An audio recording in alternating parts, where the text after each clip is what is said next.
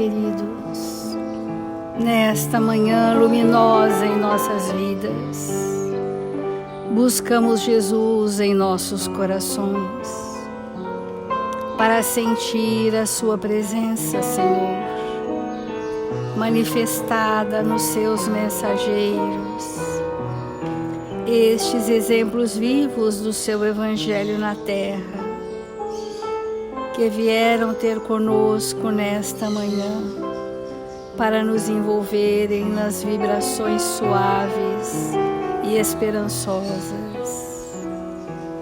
Nós confiamos, Senhor, na grandeza do seu amor, na sua misericórdia infinita, e suplicamos, Mestre, em favor de toda a humanidade, de todos os nossos irmãos que se debatem nas amarguras, nas aflições terrenas, nas angústias da alma, para todos aqueles, Senhor, que os horizontes escureceram.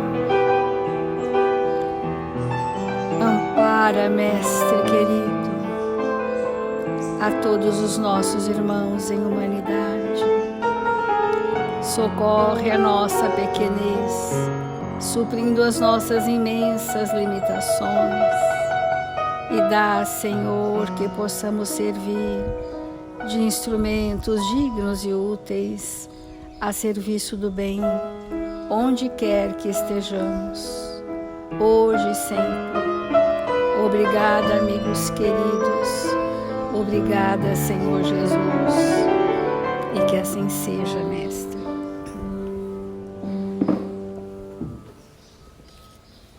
Do capítulo A Fé Transporta Montanhas, o poder da fé.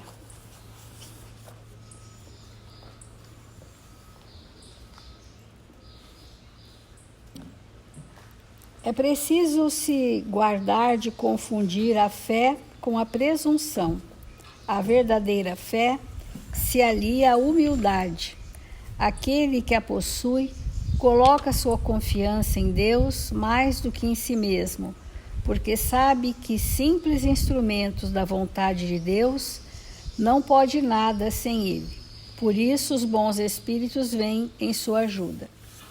A humildade é o sentimento mais nobre sobre o qual se alicerçam todos os demais. Se nós não tivermos um mínimo de humildade, nós não construiremos sentimentos nobres de nenhuma espécie. Essa humildade é nós aceitarmos realmente quem somos e sentirmos que há esperança nas nossas transformações. A partir do que essa esperança? Dos recursos que eu construo em mim, recursos morais, de natureza afetiva. O recurso do espírito é realmente o que vai gerar para ele a progressividade da esperança, onde ele vai buscar para transformar as suas más inclinações.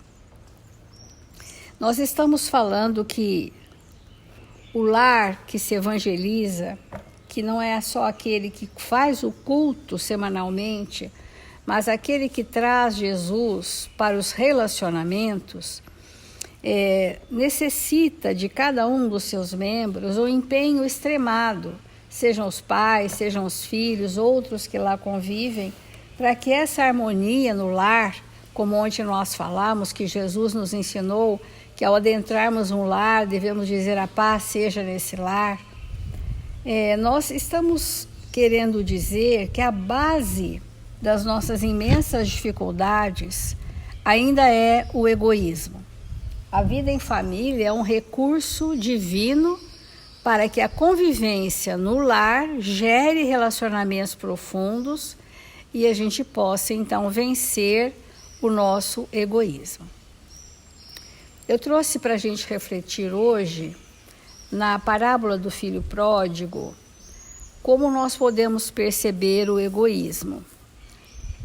E o Emmanuel tem uma lição no livro Pão Nosso, que chama O Filho Egoísta, que diz assim: mas Respondendo ele, disse ao pai: Eis que te sirvo há tantos anos, sem jamais transgredir um mandamento teu, e nunca me deste um cabrito para alegrar-me com os meus amigos. Esse é o filho que ficou no lar. O filho pródigo, ele quis usufruir dos bens materiais que o pai possuía. Com qual finalidade? Para as suas excentricidades, para os seus prazeres pessoais, para saciar as suas ilusões.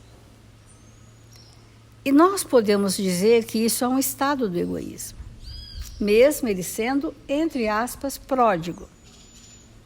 Na verdade, ele estava centrado em si mesmo e querendo abastecer as suas excentricidades, as suas ilusões, privilegiou a si mesmo. Mas o filho pródigo se arrependeu. Ele teve a vantagem do arrependimento para retornar à casa do pai. E esta fala é do filho que ficou, que tendo ficado e cumprindo as regras daquela família, ele se achava merecedor de muito mais do que aquilo que o pai lhe oferecia. Então, a parábola não apresenta somente o filho pródigo. Se nós precisarmos atenção, nós vamos encontrar o filho egoísta. Muito embora as duas versões, o pródigo inconsequente e o egoísta com avareza, ambas as posições são de egoísmo, manifestada de diferentes formas. Porque aquele que era pródigo, ele não usou a fortuna para o bem do próximo, ele usou para si mesmo. O ensinamento velado do mestre demonstra dois extremos do egoísmo ou da ingratidão. Um reside no esbanjamento, o outro na avareza. São as duas extremidades que fecham o círculo da incompreensão humana. De maneira geral, os crentes apenas enxergam o filho que abandonou o lar paterno a fim de viver nas estroinices do escândalo, tornando-se credor de todas as punições. Então, o foco que a humanidade sempre deu a essa parábola, diz Emmanuel, era naquele que foi ser o esbanjador, o excêntrico, que privilegiou a si mesmo, que se anestesiou perante o materialismo, que são expressões do egoísmo. Raros aprendizes conseguiram fixar o pensamento na conduta condenável do irmão que permanecia sob o teto familiar, não menos passível de repreensão. Este ambiente familiar, como nós temos falado, para vencer o egoísmo, a vida em família é um ensinamento grande. Este pai dos dois filhos, e portanto os dois ingratos, os dois na grande categoria do egoísmo, este pai era generoso. Que pela pedagogia do contraste, como nós vamos vencer o egoísmo se nós não tivermos exemplos vivos no nosso ambiente familiar que se contraponham às nossas más tendências. Observando a generosidade paterna, diz Emmanuel, os sentimentos inferiores que o animam sobem à tona. Olha só, o pai extremadamente generoso estimulou que as dificuldades do filho aparecessem. Porque nós sabemos que não há transformação sem identificação daquilo que viemos transformar. Então é necessário que apareça. E a generosidade do pai sobe à tona e ei-lo na demonstração da sovinice, que é uma forma extremada de egoísmo. Contraria-o a vibração de amor reinante no ambiente doméstico. Ele ficava rebelde diante da generosidade, do amor daqueles pais, da dedicação desvelada dessa família.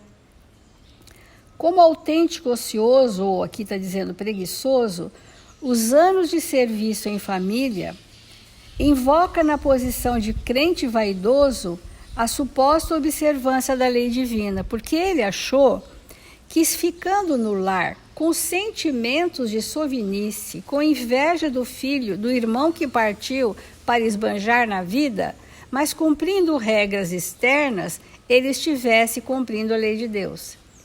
Como nós, que cumprimos algumas formalidades sociais e achamos que somos cumpridores da lei divina. E isso é uma prática externa. É muito importante essa posição aqui, olha, a posição do crente vaidoso, a suposta observância da lei divina e desrespeito ao genitor, incapaz de partilhar-lhe o justo contentamento. Então ele rejeita esse pai generoso e amoroso, pensa, porque ficou na casa, ser cumpridor das leis divinas. Só que a lei de Deus é o amor, e ele não tendo essa sovinice, esse amor não se expande. Então, Emmanuel diz assim: esse tipo de homem egoísta é muito vulgar nos quadros da vida. Ante o bem-estar e a alegria dos outros, revolta-se e sofre. É um estado do egoísmo. Ver o bem do outro, a alegria do outro, faz aquele sofrer, porque ele gostaria de receber o cabrito, ele receber o gado que o pai tinha, ele receber os tesouros daquele pai, porque afinal, meu pai, eu que fiquei. Então eu sou o melhor, mas o pai festejou a volta do outro, porque amando ambos, todos mereceriam ser festejados quando retornassem à casa do pai. Lendo a parábola com atenção, ignoramos qual dos filhos é o mais infortunado, se o pródigo, se o egoísta, mas atrevemos-nos a crer na imensa infelicidade do segundo, porque o primeiro já possui a bênção do remorso em seu favor. Então o primeiro foi, errou, se arrependeu e voltou, pediu para voltar, porque o retorno à casa do pai, simbolicamente, não é do pai genitor, é o retorno à casa do pai, que é o reino de Deus. Então, quando nós vamos retornar à paternidade divina, nós estamos dizendo que estamos dispostos a nos reconciliarmos com as leis, que simbolicamente foi festejado.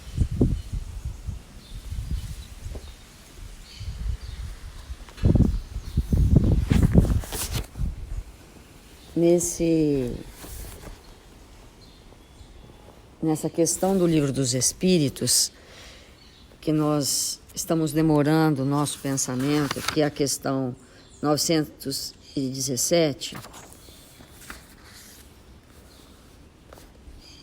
Fenelon vai explicar para nós a respeito do egoísmo que o espiritismo, bem sentido e bem vivido, colabora em muito para que nós possamos ir nos libertando desse egoísmo. E é evidente que isso vai precisar começar no lar. Então vamos fazer uma pergunta para nós. O nosso lar é um ambiente que combate o egoísmo?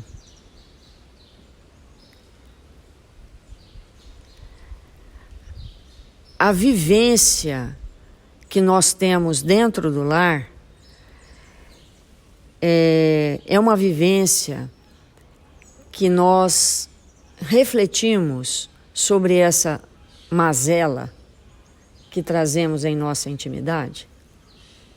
Ou o nosso lar é uma escola de egoísmo? É um ambiente favorável ao desenvolvimento e à fixação ainda mais profunda desse conteúdo pernicioso que nós trazemos em nós. Então, acho que primeiro a gente tem que perguntar isso na nossa intimidade.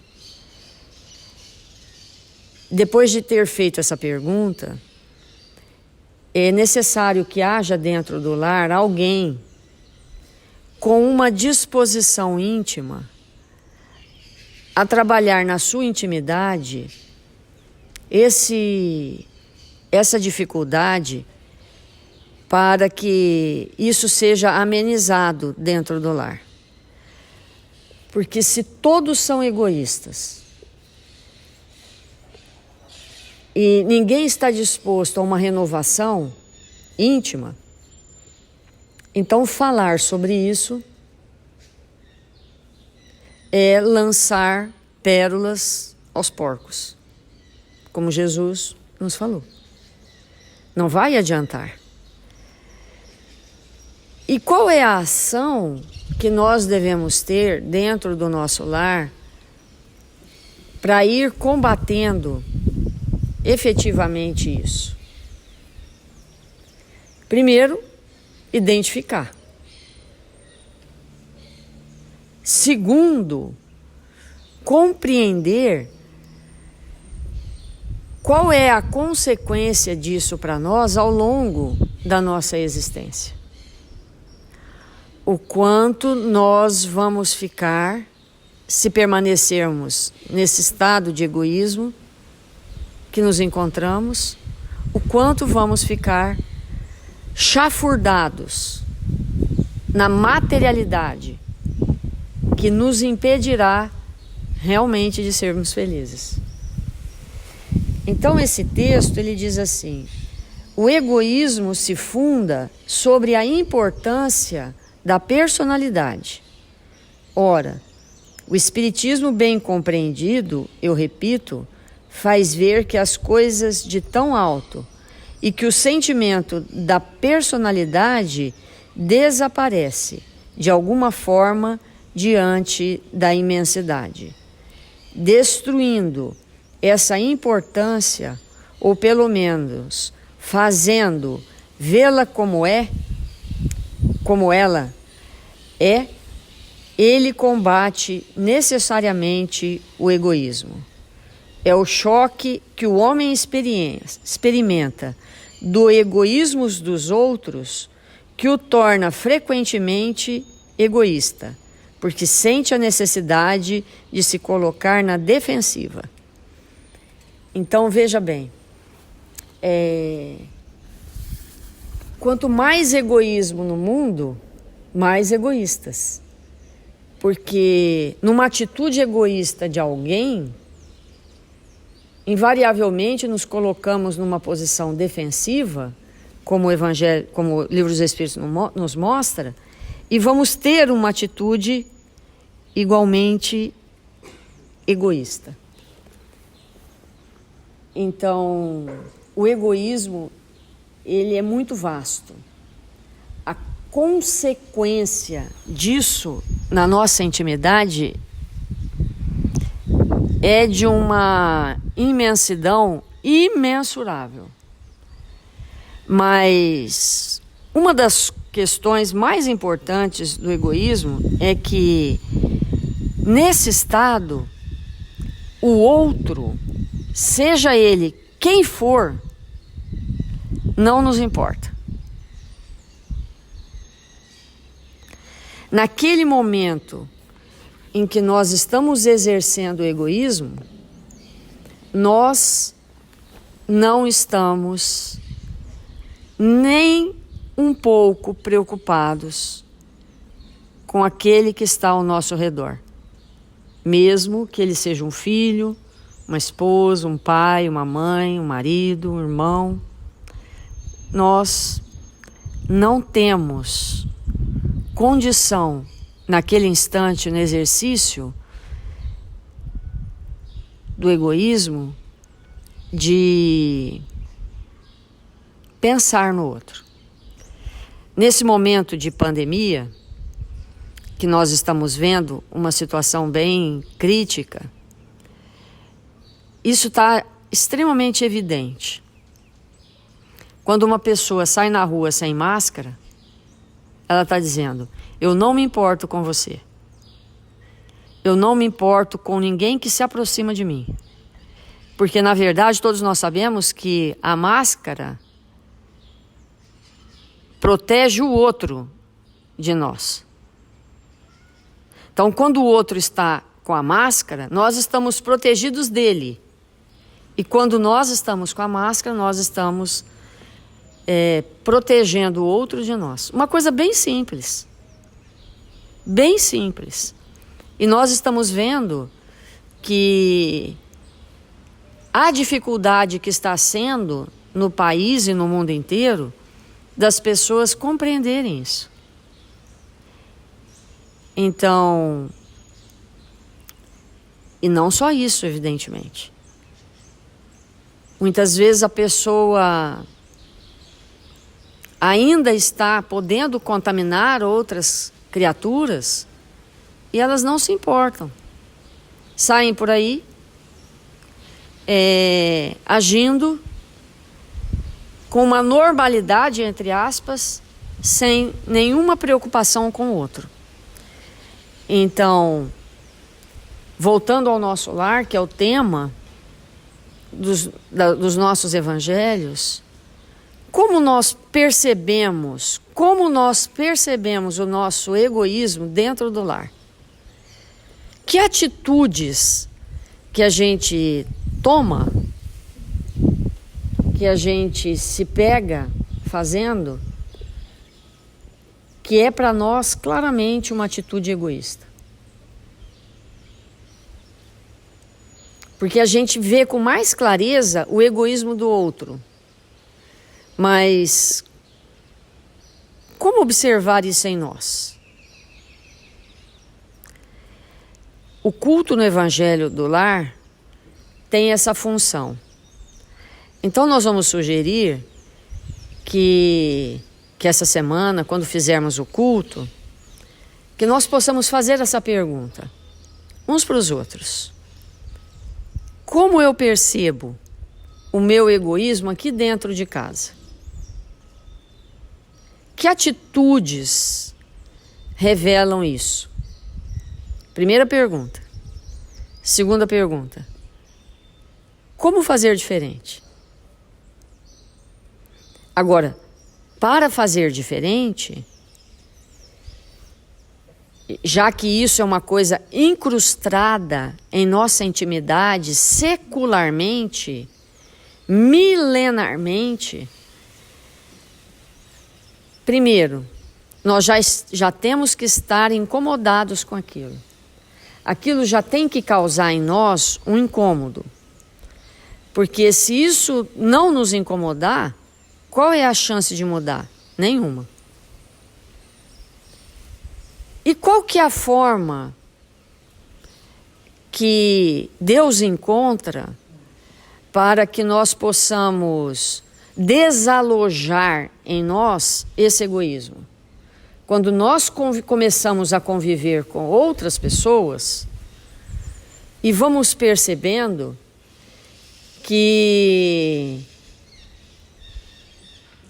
alguém diz para nós que a convivência conosco não é agradável. Que a convivência conosco é dificílima, em função do nosso egoísmo. E como todos nós temos o desejo sincero de sermos amados e amar, isso é um forte estímulo para que nós possamos vencer o egoísmo. Porque é muito triste as pessoas terem que nos tolerar.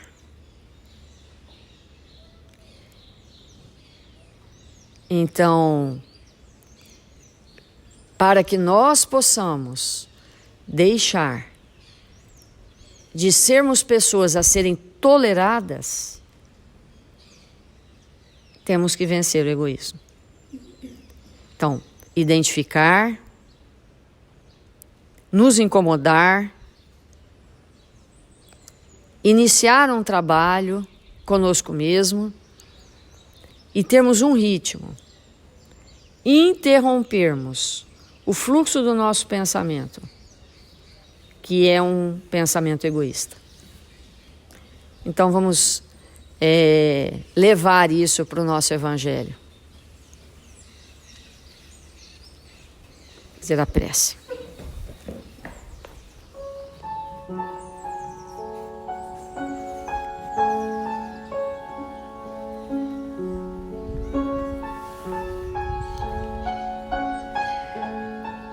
Senhor Jesus,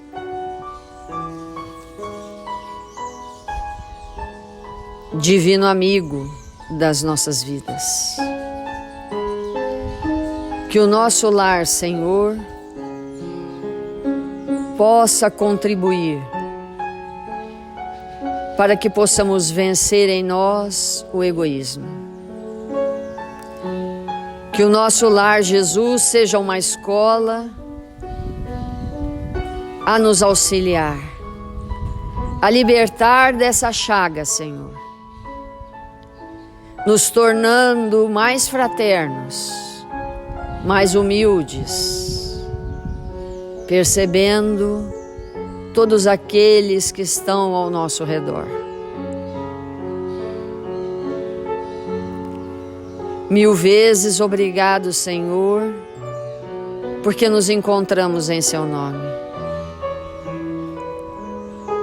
Rogamos ao Seu coração amoroso que nos auxilie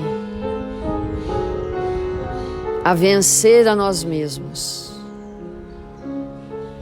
Que sejamos aqueles espíritos prontos para atender todos aqueles que nos chegam com o que temos de melhor, Senhor, oferecendo dos nossos sentimentos para socorrê-los. Abençoa, Jesus, todos os nossos irmãos que se encontram enfermos, necessitados de amparo. Nossos irmãos que se encontram hospitalizados, que se encontram nos lares, enfraquecidos, necessitados da Sua presença. Ampara, Jesus, todos os nossos irmãos, registrados no caderno de vibração da nossa casa, para que eles possam, Senhor, serem visitados pela equipe socorrista desses mensageiros, desses benfeitores que nos amam. E nós outros, Senhor, queremos Te agradecer porque nos encontramos no Brasil, nesta pátria abençoada que fomos convocados a estar, a melhorar o ambiente onde nos encontramos com a vivência do Evangelho. Que o Senhor possa, Mestre, nos amparar, nos fortalecer, para que possamos contribuir com a construção da pátria do Evangelho. Que o Senhor nos abençoe e nos fortaleça, agora e sempre. Que assim seja.